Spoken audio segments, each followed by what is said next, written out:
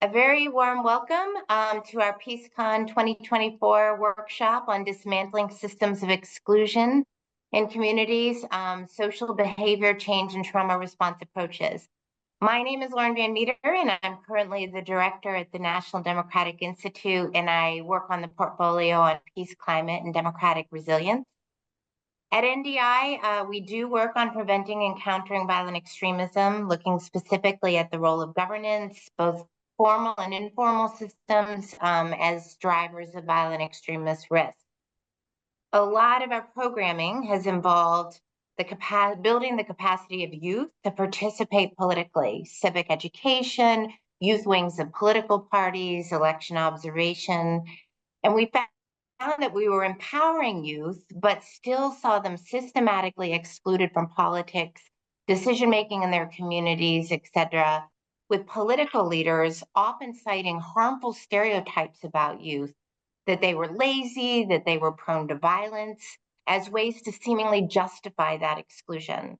So we came to understand that these beliefs about youth were reinforcing community norms, that youth had to wait to lead, often for years, or might never be capable of leading, and that these norms permitted these exclusionary behaviors by political leaders that reinforce their own hold on power and really undermine community cohesion.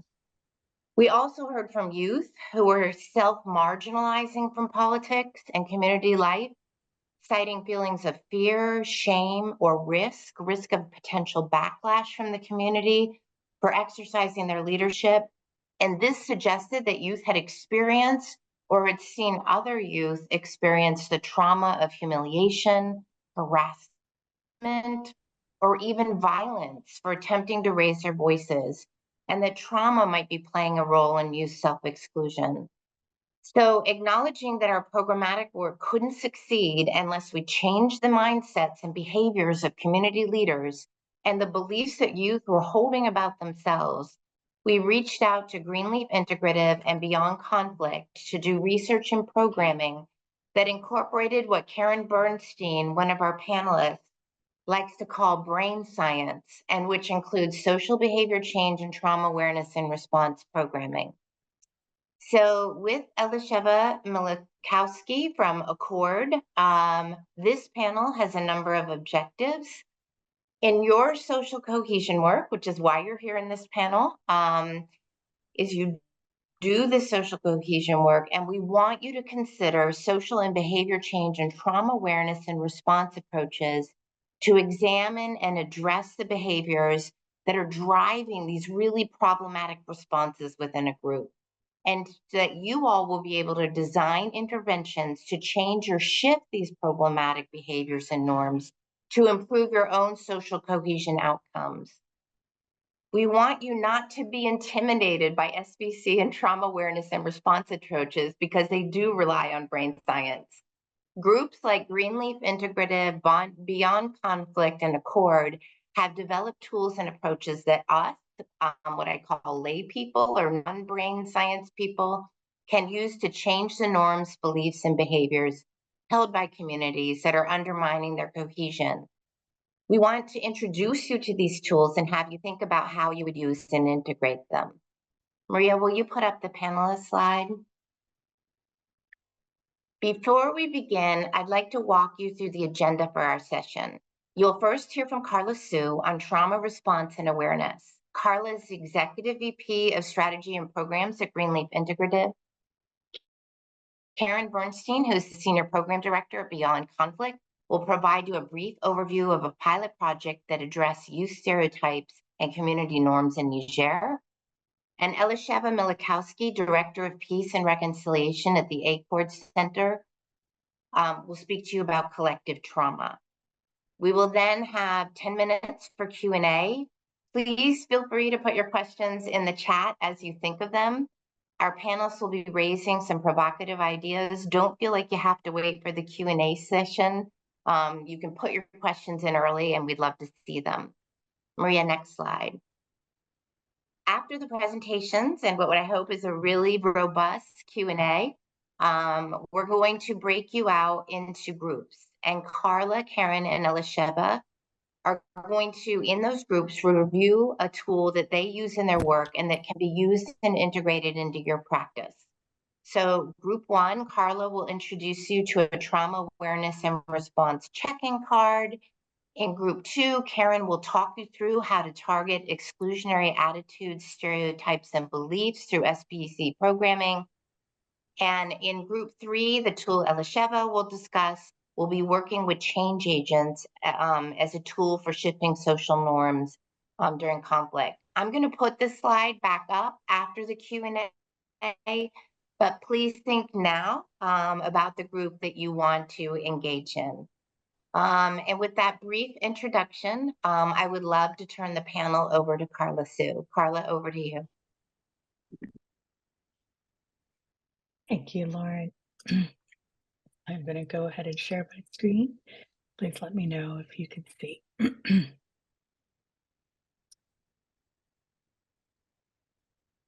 Okay. Well, thank you, everyone, and thank you, Lauren, for that introduction.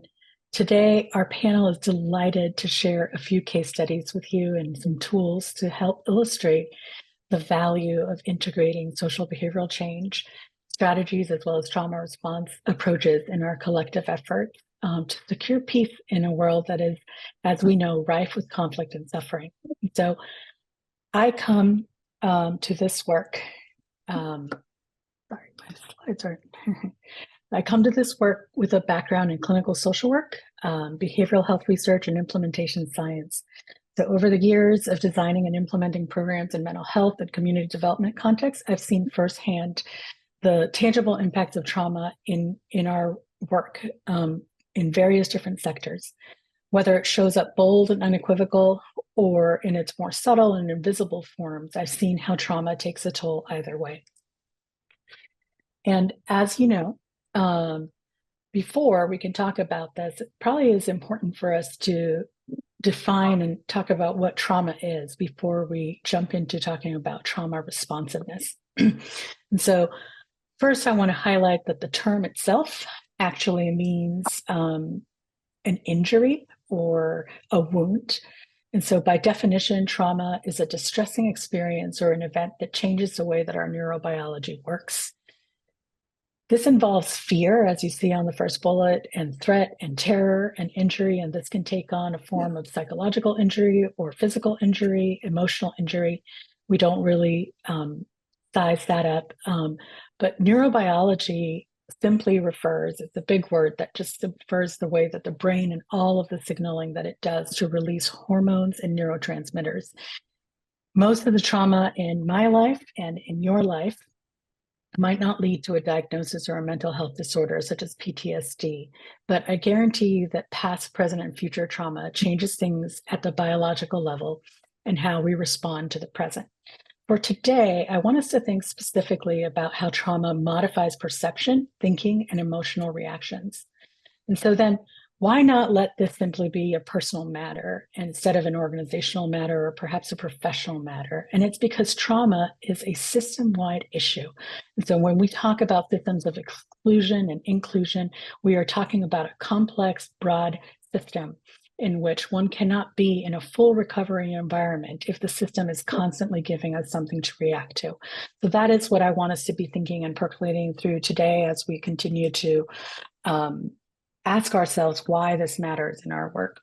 Today, I want to lay the foundation for why you should care about being trauma responsive in your peacebuilding work. So from my experience in social work development and peacebuilding, I will help motivate us to why this matters, particularly if we are to do more good than harm for the people and projects that we're touching. So as a peacebuilding practitioner, whether in country or not, you can absorb the basis for how to embody this stance towards trauma's effects, the stance of awareness and of adaptation. This is what closes that gap between knowing about trauma and doing something about it. So I believe you will agree that the alternative is not what we as a society want to embody. And the alternative to become trauma responsive, what does that look like? It really looks like some of what we do sometimes, which is guessing, avoiding, and improvising. So in our programming and implementation, we see how simple tweaks, like Lauren talked about, accurately educated teams can have a significant downstream effect on our peacebuilding outputs and outcomes. the goal, and a practitioner told me just last week, so then what we're saying is that we want to be intentional about trauma without necessarily making trauma the intention. In fact, the peace building that we're trying to do is our intention and our focus. But by thinking about trauma, we can elevate our outcomes. And so today I want to talk about a little bit, a case study that we did with NDI. And I want to talk about it in this construct. I think Elisheva is going to talk to us about intergenerational trauma, but I do want to put a plug in here that as peace builders, we're interested in how drivers of positive change are counterbalancing drivers of conflict and violence. It's helpful then to see how we can seek to do this over time, but it also requires that we take an honest look at what neglecting the impacts of trauma has on individuals and a community. And so in the past, we have historical traumas. And so you see on the far left, that's what we're looking at. We understand that there are narratives of winners and losers, victims and victimizers. These are psychological stories that are passed on from generation to generation. And we understand that they accumulate in the present. And so I have this in the middle, the present hardships or ongoing injuries. And in the next section, we have the past living in the present. So our NED-funded program in Cote d'Ivoire, promoting peace through boosting social cohesion and countering disinformation, was designed to strengthen community conflict resolution mechanisms in 4 different cities. We worked at the local level with young people, women, and traditional and religious leaders. The blend of the conflict dynamics in each of these cities varied, to be sure, but they also held some strong similarities, and we saw firsthand how the past impacts the present. The roots of conflict that were shared among the 4 cities dated back to 2002 civil war in Cote d'Ivoire, which was manipulated by political leaders and spread by rumors, inflammatory statements, and misinformation across these communities. They also each had division of economic control and community assets, segregated ethnic communities, and a systematic manipulation of ethnic grievances and unresolved conflicts by political leaders that prevented reconciliation, justice, and conflict resolution. And so this is a snapshot of how this interplay between past, present, and future remains in our programming today. The quote on this slide comes from an OTI practitioner at USAID, and she and many of us note that today's traumas are, in effect, the roots of tomorrow's conflicts. It seems evident that whatever we don't deal with now is something that we will probably be dealing with later. And as we know, most likely in a magnified manner, which is why I am compelled, along with those of you in the session perhaps, and those my colleagues in this work, that we need to do something about it, that we actually need to confront it. And so here, I've put the trauma burden that peace builders encounter, which is bucketed in these three slivers, because managing threats, vicarious trauma, and primary trauma are a simple way for us to understand the different ways that we might encounter trauma in our work. This far left bucket is really what most of our work looks kind of, we're anticipating potential future trauma. The vicarious trauma, the secondary trauma, is when we come in contact with it, not directly, we witness it, or we read about it, and we are impacted by it. And then the far right is when we are hit by one of these traumas and impacted ourselves. And that is the primary trauma or the near misses that we may experience in our work. And I include those because we know that near misses are not value neutral. And so on the next slide, because there is very little data in our space on what is publicly available for our sector, Greenleaf in 2015 did a field study of 600 USAID staff. And these staff reported, 600 of them reported experiencing this. And so this is a heat map. And you'll see in red anything above 50%. And then in yellow, you'll see anything between 20% and 49%. And then in blue, you'll see the under 20%. And I would argue that on the far left, the managing threats is where we really seek to intervene, because 60% is way too much. And if we go to the far right and we look at 3% of someone who's been experienced being held hostage or experienced something of this nature, that is also too much, too many people impacted by this trauma. And so I think what we are promoting is preventing it, addressing it, and getting ahead of it before we get to what's in column blue. And this is what we had a chance to do with the folks in Cote d'Ivoire. And we actually started integrating into existing programming different ways to operationalize well-being, because what has to come together to address these issues is critical. So we provided training, job aids, trauma responsive facilitation, and coaching. We did that through tools that brought together the different components of what it means, or principles and commitments of what it means to be trauma responsive in our work. We will review one of the tools that we use, the check-in card, and we did this work through paying attention to the trauma that is around us and becoming aware of it. We helped folks regulate their emotions and their thoughts and their concerns. And we also started to lay the foundation towards action and leadership for them to be able to act out of this new awareness and out of this new regulated state. And the outcomes were powerful. And we heard from different folks, different ways that they were personally impacted and how their work was impacted, but also the participants that they worked with on the ground. I'm going to go back here. One of the things that our tools are designed to do are to really help lay practitioners, like Lauren said, to think that they can do it. Self-efficacy is a huge component of what our tools comprise. And so I'll talk about that a little bit in the check-in card and how that could be used in a very integrated way without changing much of your programming and simply weaving it into things you already do. And then the social cohesion outcome of bringing folks together and being able to be in relationship in healthy, positive, regulating, harmonious relationship is part of what we are targeting with trauma responsive approaches. And so we saw others in this group experience the ability or the possibility of being connected to folks with whom they have deep differences.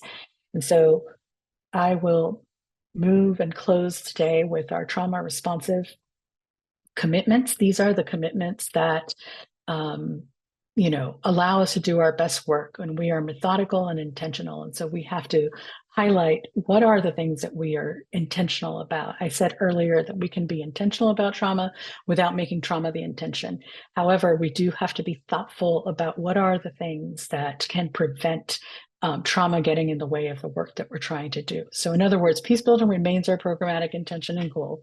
And so I'll close by pointing you to these commitments of shared responsibility. We believe that everybody should be a part of the solution. Proactive inclusion, transparency, workforce development, and monitoring evaluation are the ingredients that we believe make a strong starting point for us to move from being trauma-informed to becoming trauma-responsive. So if you're wondering how you might grow in your efforts towards becoming more trauma-responsive, we propose that these commitments provide a strong beginning. You can begin by asking whether these elements characterize your programs and organizations. And in our breakout session, I'm going to introduce you to this tool, which is our check-in card. So today we'll go through that and I will share how this can be used in your day-to-day work. We believe that if trauma is part of the work, it doesn't have to compromise the work. So in a conflict and suffering state that we often work in, these approaches help us stem the pervasive impacts of trauma for today as well as for tomorrow. So thank you, and I look forward to delving more into this tool with you in our breakout session. I'll now turn it over to my colleague, Karen Bernstein. Thank you. And as Maria is queuing up Karen's slides, I did want to say, if any of you have any questions for Carla about her presentation, please feel free to put them in the chat and we'll capture them in our Q&A session at the end of the presentation. Karen, over to you. Thanks, Lauren, and thanks, Carla. That was really fascinating. So, hi, everyone. I'm going to talk today about the pilot project that was led by the organization I work for, Beyond Conflict and NDI, in Niger, alongside the local partner SOS Avisma. And in this project, we examined how destructive identity-based social norms, behavioral patterns, and biases were hindering youth participation and creating vulnerability to the narratives of violence extremist organizations, or where I'm going to call from here on for short VEOs. Next slide, please. So next slide. Thank you. Perfect. So in our research in two communities in Niger, we found that elders and political leaders believed that youth were opportunistic, that they followed wealth and opportunity rather than focusing on their communities. And they portrayed youth as incompetent and untrustworthy, generalizing that youth often join VOs. By the way, this is a misperception, as research in the Sahel has shown that the vast majority of youth are not engaged in VE activities. But these beliefs generally, they translate into the active exclusion of youth. And in the research study, the youth told us that their participation was limited in programming and that they rarely held substantive roles. And what we found was that the decisions were actually often being made by a small, unrepresentative group, sidelining youth influence. So these negative associations youth held by the elders and political leaders reflected kind of a real lack of depth to understand the contexts. For example, how high youth unemployment factored in the need to find jobs outside their communities, and how this inability to find jobs meant difficulty in obtaining skills. And there's also this disconnect in understanding how VOs take advantage of the situation. And VOs were equating joining with having real influence. And they made youth feel like their worth was not based on whether or not they had a job or the right marriage partner, but in the way that the VEOs positioned it as contributing to the larger cause of the VEO. They promised the youth a voice and a purpose. So despite there being a real need to understand the issues and needs faced by youth in Niger, instead what we found is that stereotypes of youth, like that they were violent, irresponsible, and lazy, were being used to systematically marginalize them and used to justify excluding them from programmatic decisions. And it was also clear that community gatekeepers were selecting perceived good youth, those who were from higher status, wealthier families, to participate in the program. But even in the case of these youth, the community gatekeepers were present during program activities, causing youth to censor themselves and to limit the ideas and real input that they put forward. And in general, for the youth involved in the programs, our research found that as soon as the election-related programs ended, even the youth involved found themselves excluded. What's more, next slide, please. So from this pilot project in Niger, we particularly found that there were harmful societal expectations that were imposing disproportionate challenges on young women and men who were involved in politics, leading to their stigma and exclusion. And in particular, youth with intersectional marginalized identities were vulnerable to the narratives of VEOs, which seemingly understood their plight.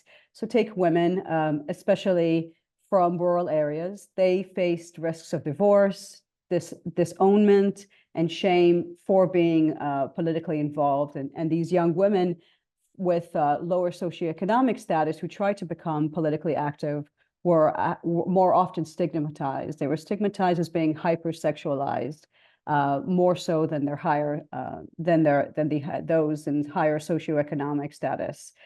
And we found that men were expected to be confident and articulate and fit the traditional role of kind of protector and provider.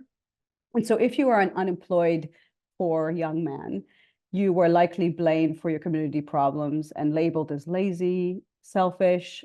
You were seen as lacking critical thinking skills and being aggressive. And overall, you were excluded from the political spaces on the basis of these judgments. In our study, we found that the young women, they told us that they had faced discrimination and stereotyping when they attempted to become politically involved, and they were often shamed into retreating back to the private sphere, the kind of private domain to oversee the domestic life of the home. So to go back now on how all of this factors into programming, in a paper published by USIP in 2015, they found that PCVE programs historically minimized the impact of intersectional identities and overlook that explorations and challenges of women in these societies. Next slide, please. So what we found overall is that there is this perpetuation of exclusionary norms based on socio-political hierarchies and are upheld by family systems. So for instance, in rural areas, physical strength is highly valued and disadvantaging youth who aren't strong. And overall, as I mentioned before, social status is really the most important facet. And youth from non-elite families, both in the rural and the urban settings, faced a lot more barriers than their counterparts from privileged ones. The pressure to conform to gender rules and to take up certain societal roles is tremendous, especially from within the family structure. So when young people are unable to meet those expectations and they face discrimination in pursuing political activities, there's these feelings of shame and humiliation set in, and it's clear that VEOs target this with certain narratives used in recruitment. Next slide, please. So social and behavioral change approaches are different than traditional peace-building practices because they specifically target the cognitive biases, social norms and behavioral patterns, and furthermore, they focus on achieving specific measurable changes in behaviors and attitudes. And for the past 10 years, Beyond Conflict has conducted research in violent conflict context, resulting in kind of a clear diagnosis on how these destructive social norms and beliefs were impacting intergroup relations and conflict dynamics. And what we found is that in each of these contexts, social and behavioral change programming can have a positive impact in addressing these dynamics. And I'll be talking more about this during the breakout session. So in the pilot, we found that the psychological facets of bias and exclusion were likely impacting PCVE efforts in Niger. And the CSO in Niger, SOS Civisme, came up with two kinds of intervention designs to address this. The first was a community dialogue workshop.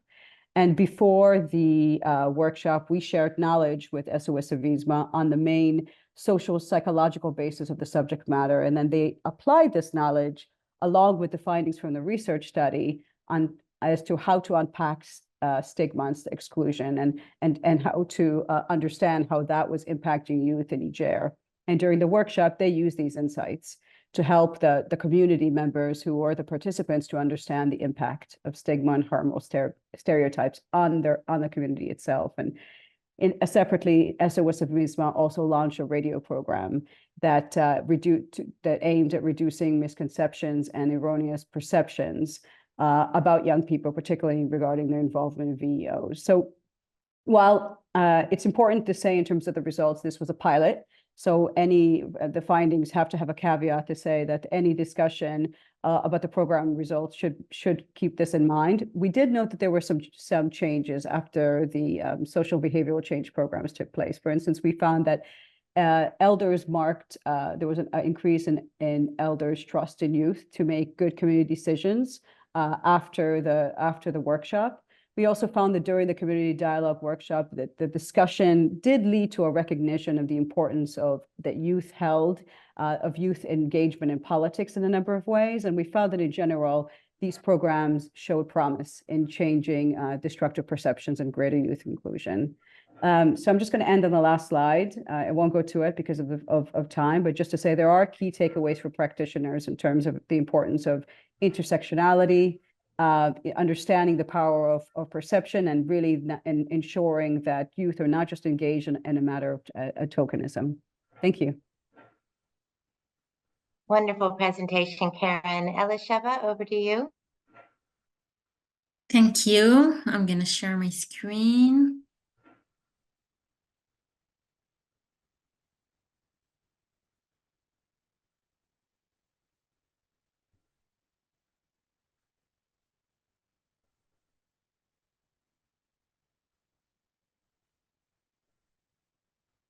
Okay, so hello everyone, and thank you for participating.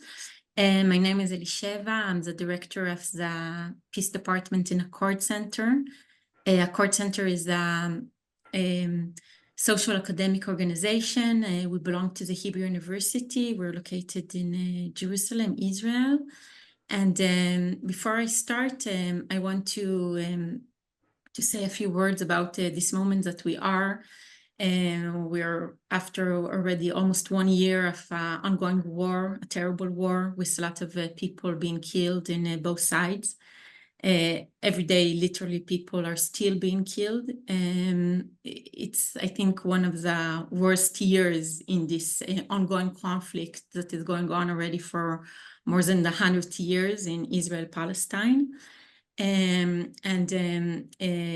We in Accord, we put a lot of effort in trying to find the ways to bring knowledge from social psychology. This is the area that we work in, to the field, to use this knowledge to end the conflict, and also specifically these days to do everything we can to stop the war.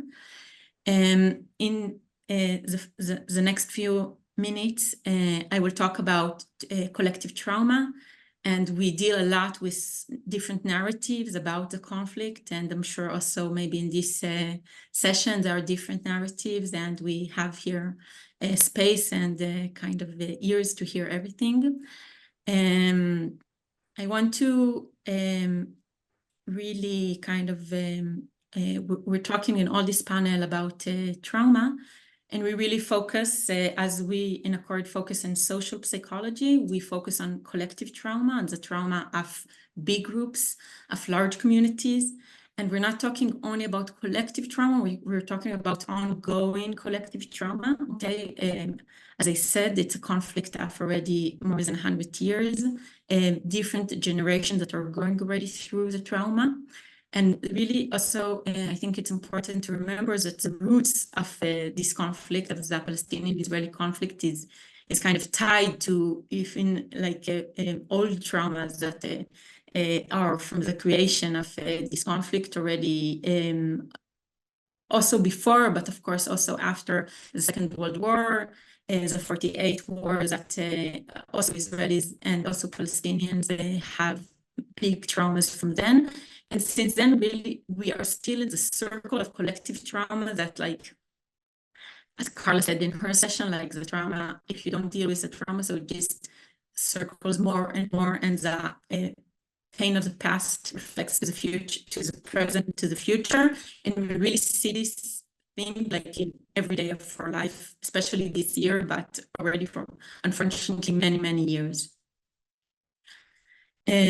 So this, when we talk about collective trauma, so we, in Accord, we kind of try to understand what it impacts on the different societies. So the first very important impact is that it really kind of is in the root of the identity of the different groups.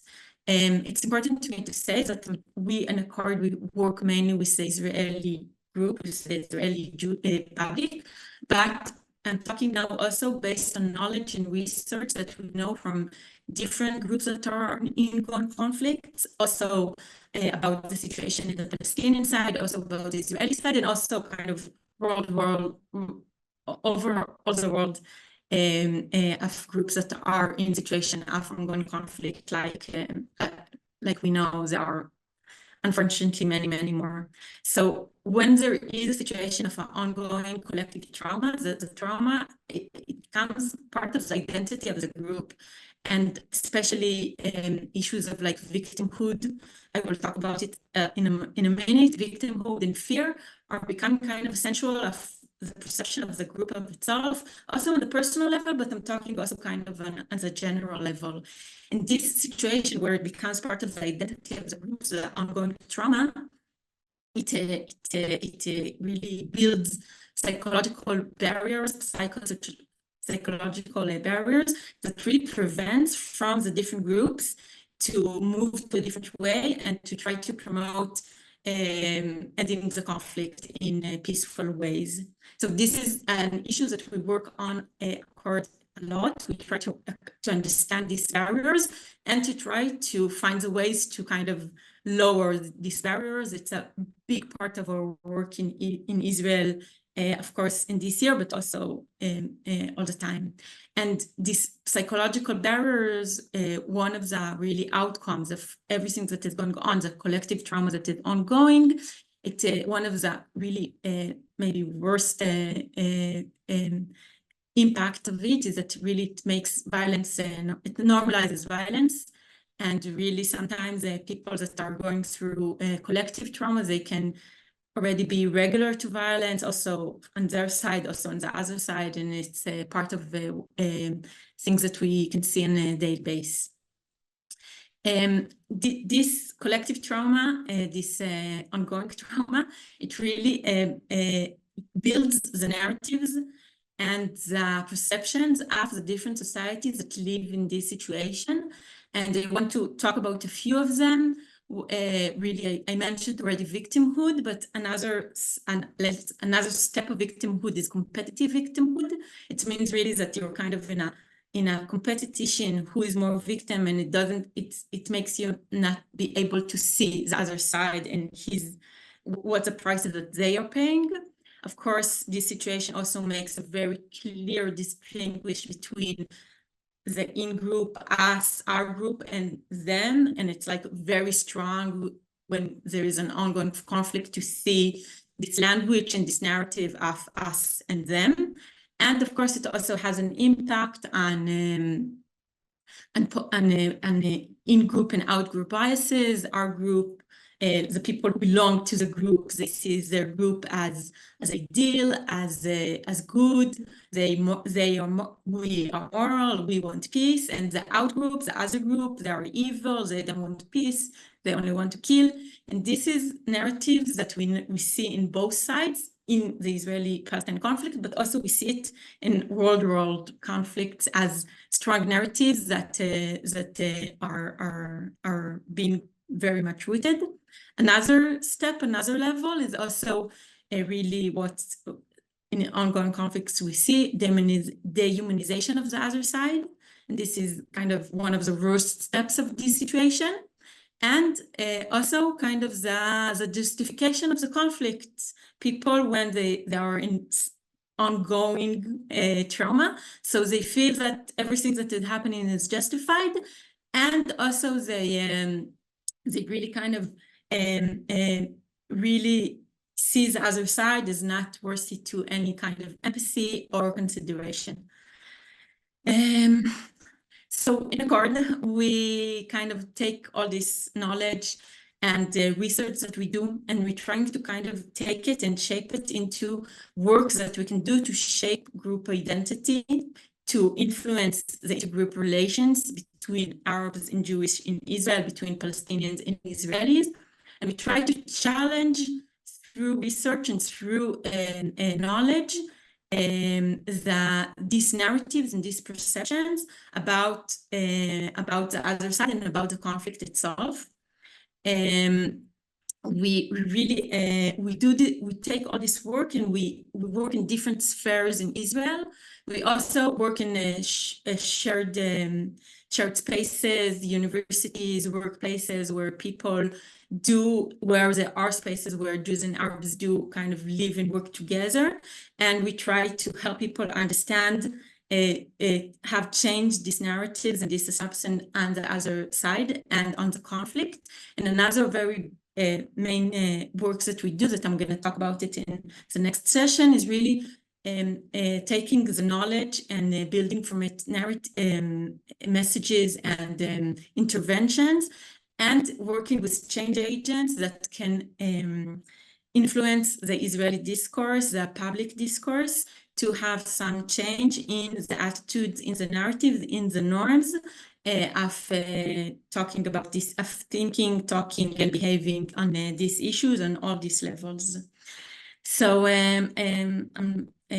this is kind of a really glimpse of a huge, of course, subject, and that is like has a huge impact on the daily life, and unfortunately also death of many people. And I will end my session with really a hope that the war will end very soon, and also the conflict. Thank you. Thank you, Elisheva. So thus far, I think what we've all laid out to you is what norms and behaviors are, how they impact groups and social cohesion. In the next section, what we'd really like to share with you all are a number of the tools that can be done to address belief systems, normative behaviors, and communities that are impacting social cohesion. If there's anything that I've learned from my work with these two terrific groups is that norms are not immutable, they can change. And belief systems, even among the most intractable members of the community, can be influenced. And the tools that you're going to hear about get exactly at those issues. Before we move into the breakout groups where you're going to hear about what can you do about this, I would like to take Tamara's question to everyone, and then we'll move into the breakout groups. So Tamara asks all three of you, how does social media and online news contribute to collective trauma, or Karen, in your case, collective belief systems? And Elisheva, you just presented, so I'll give you a bit of a break. We'll start with Carla and then move to Karen and then Elisheva, answering that question about the impact of social media on collective trauma and group belief systems. Thank you, Tamara. One of the main things that stands out with social media and online news is the speed at which information travels and the access. It's no longer as insular. It is much broader reaching, and it can conversely be targeted as well. And so I think one of the ways we see these narratives forming can be faster and more far-reaching. And conversely, the other way that we see is the distortion of narrative, distortion of message to reinforce what Elisheva just discussed, those in-group, out-group, really solidify in a much stronger way than in the past when information traveled a lot slower. That's Karen, over to you. and I don't know. I'll move it. I'll allow Elisheva. I don't feel like I'm that expert. Thank you. So actually, we do a lot of work on this issue. It's like, wow, it's a huge issue. So like when we look really on collective traumas and how they kind of really are ongoing through generations also. So they are part of the ways that they're being kind of moved on is through really narratives that are in the history and the education systems and the media, of course. So social media in the last, of course, years when the social media is so strong is a huge part of kind of expanding and kind of bringing kind of more rooting like the different narratives that kind of ties the ideas that comes from the collective trauma to more and more people. So like ideas about the other group, like Carla said, or our group, like the in-group and the out-group are being transferred more and more in social media, and exposure to kind of all the terrible things that are going on in different stages, but they're very close. Like I can say from my experience, most Israelis in the social media, they see only what's going on in Israel, and most Palestinians, they see only what's going on in Palestine.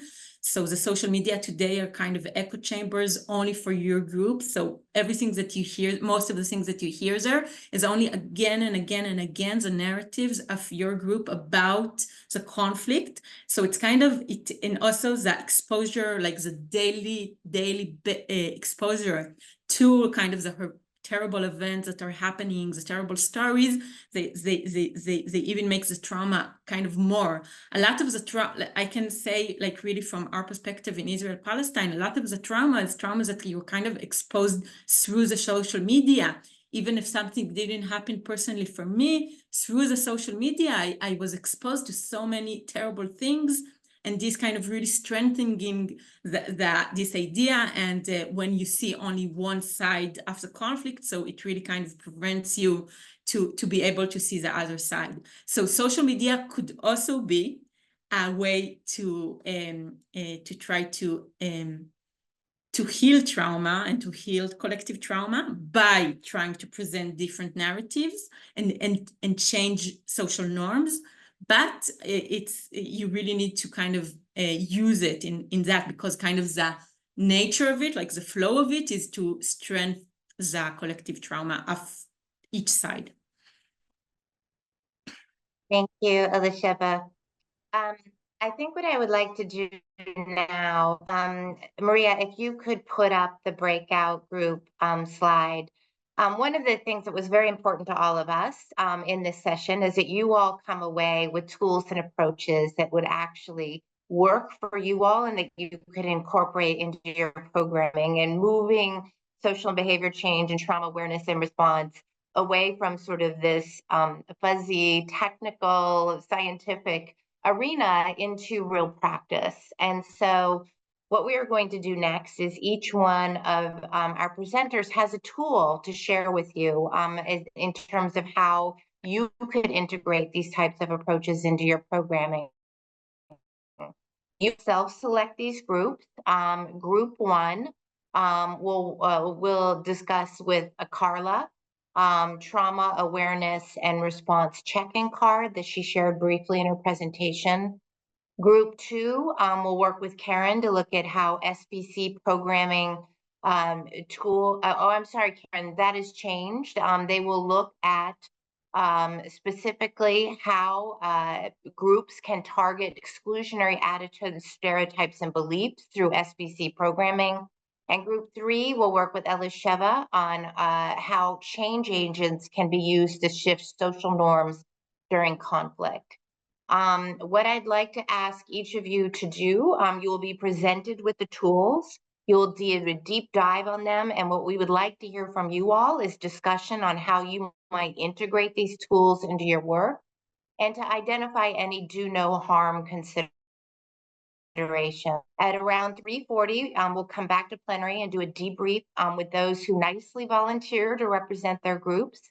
We will have note takers recording the session, so those that report back can have access to those notes. So Maria will put up the breakout sections and you can choose. As you go into the session, I would like to note each one of our facilitators that Sanjay had a question that I think you all can answer which is that these are very complex dynamics. And how do you understand where to start, in terms of an SBC or trauma awareness response? So if you all could address that question as well as you all break into groups.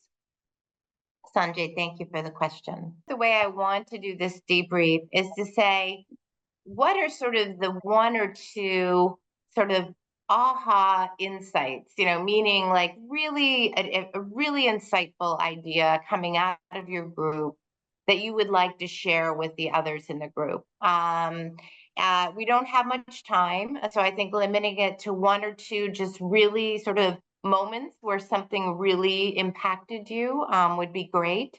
So I'd like to start with Elisheva's group 3. Is there someone who would like to just debrief those one or two moments to the rest of the group? I can give a quick update on the note taker. Thank you. Okay. So Elisheva discussed the most important, the concept that revolves around how to peacefully resolve a conflict, and then, how to approach those discussions. She discussed about collective identity redefinition, empathy building, trauma narrative reframing to really kind of encourage a cognitive shift. The key idea from her discussion was to make sure that people currently stuck in the conflict of Israel-Palestine or other conflict kind of understand that life is dynamic. There are innovative approaches to, that are effective for everyone. So people should just realize that, even though people think that this conflict cannot be resolved, there are ways and there are examples where we have seen very, very complex type of conflict being resolved. from our discussions, we had some really good questions. So someone asked about finding change agents in, the most difficult type of situations, for example, the Israel-Palestinian conflict. And then there was another question around the tools and the researches that are useful in assessing and getting, temperature or understanding of the people, how they see the conflict and how their narrative or their understanding of the conflict is shifting. There was another question around the risk of backlash. I think Elisheva provided very useful responses to all of the questions. She said the most helpful thing is, from her experiences, she was saying that it's still possible to find change agents. They create small groups and then they transfer this knowledge to a larger group. So, it's helpful for everyone. And then in terms of backlash as well, she was saying that there are always people who are believing and thinking that it's possible to resolve conflicts. So the idea is to really find those people, share those ideas, and then through them, the idea is to see the knowledge spiral through other larger groups. Thank you. Thank you. Periwish, excellent note taking and summary. Thank you very much. And this idea of networked transformative change. Thank you. Karen, from your group that looked at stereotypes in communities, anyone want to talk about their sort of insights from that group?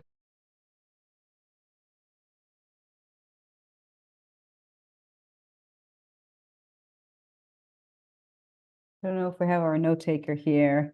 I found it really interesting to have Lauren. Well, you posed a specific question, Lauren, about like what were exactly the kind of exclusionary stereotypes that as peace builders had seen in programs that they had not initially understood to be part of the context, but had needed to acknowledge that this was in fact something that needed to be addressed. And Lauren, the participant, Lauren Sauer, spoke about the question of at what point the social change, what needs to go into the program, and at what point do you actually start to see social change taking place? Like what is the period of time?